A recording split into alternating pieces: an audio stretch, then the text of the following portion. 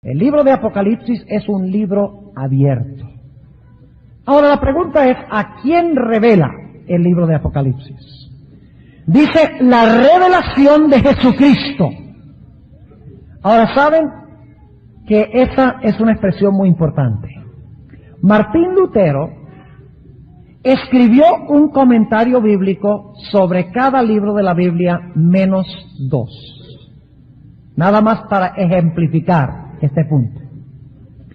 Martín Lutero nunca escribió un comentario sobre el libro de Santiago, porque no le gustaba el libro de Santiago.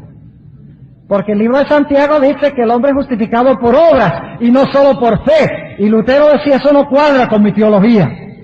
Así que lo llamaba la epístola de paja y lo echaba a un lado.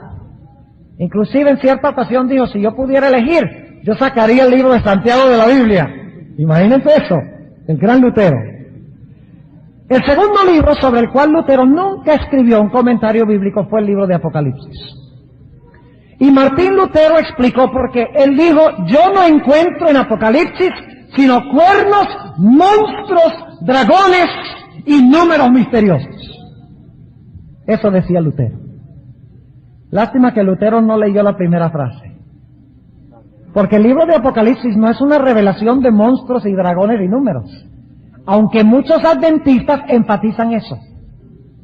Muchos predicadores, evangelistas adventistas, muchos disidentes adventistas hablan de lo espectacular de Apocalipsis y se le olvida lo principal, que es una revelación de Jesucristo.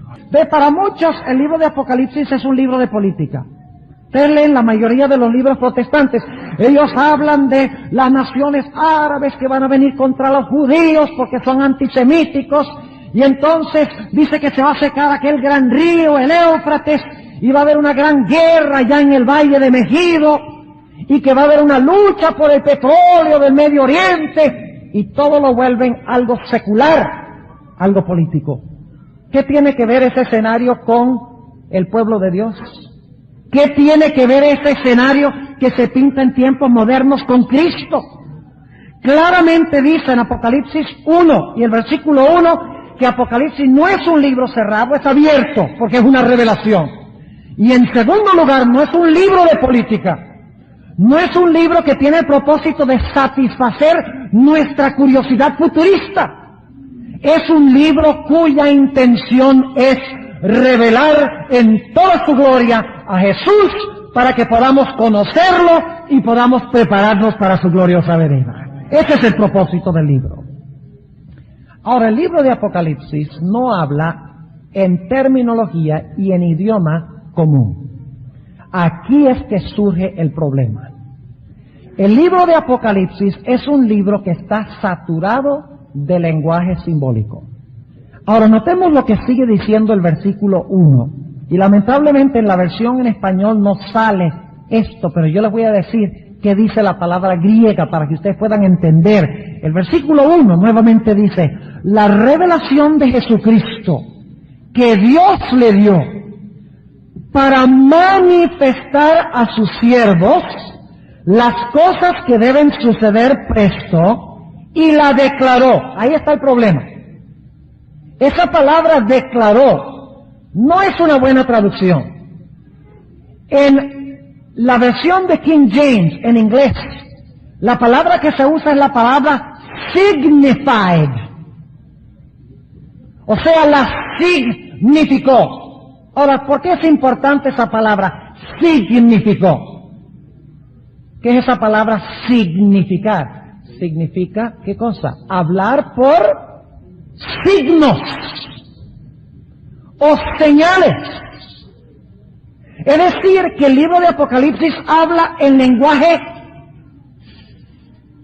en símbolos, en signos, por así decirlo. Ahora, la palabra que se usa en el griego es la palabra semeion. La palabra semeion, que es la misma palabra que se usa para hablar de las señales que hizo el Señor Jesucristo. Es decir, que nosotros no podemos leer el libro de Apocalipsis y tomarlo literalmente, porque nos metemos en problemas. ¿Cuántos de ustedes han visto alguna vez a una mujer parada sobre la luna, brillando con el sol y con una corona de 2 estrellas en su cabeza y un dragón que se le para al lado para comerse un hijo cuando nazca? ¿Ah? ¿Qué clase de lenguaje es este? ¿Cuántos de ustedes han visto alguna vez a una ramera sentada sobre muchas aguas, sentada sobre una bestia bermeja que tiene 7 cabezas y 10 cuernos, soberano monstruo, que tiene dientes de hierro? ¿Está hablando en lenguaje qué? Simbólico. Y si podemos entender cómo comprender el lenguaje simbólico, podemos descifrar el libro. Porque hay un código o hay una clave que se encuentra en la misma Biblia sobre cómo descifrar a los símbolos. Es decir, cómo ir más allá del símbolo a lo que significa el símbolo. De lo representativo al significado literal que está tratando de enseñar el símbolo. Ahora, las palabras claves en idioma simbólico son las palabras como o semejante. Aunque hay que reconocer que muchas veces no se usan esas palabras cuando se usa el lenguaje simbólico.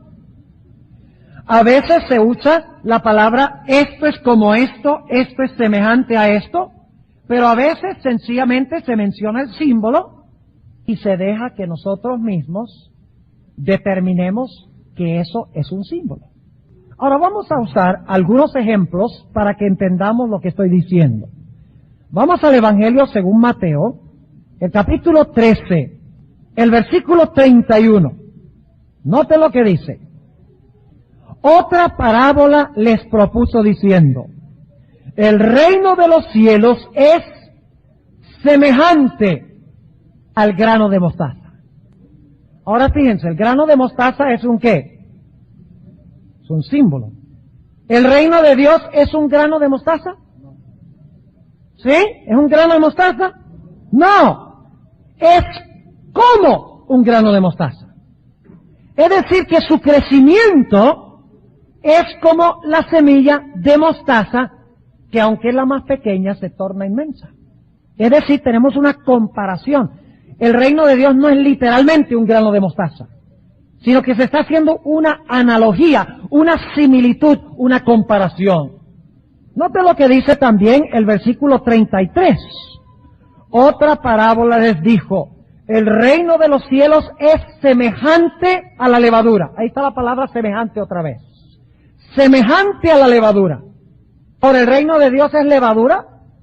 No, es semejante a levadura. Hay algo en la levadura que sirve como representación o símbolo o ilustración en cuanto a algún aspecto del reino de Dios.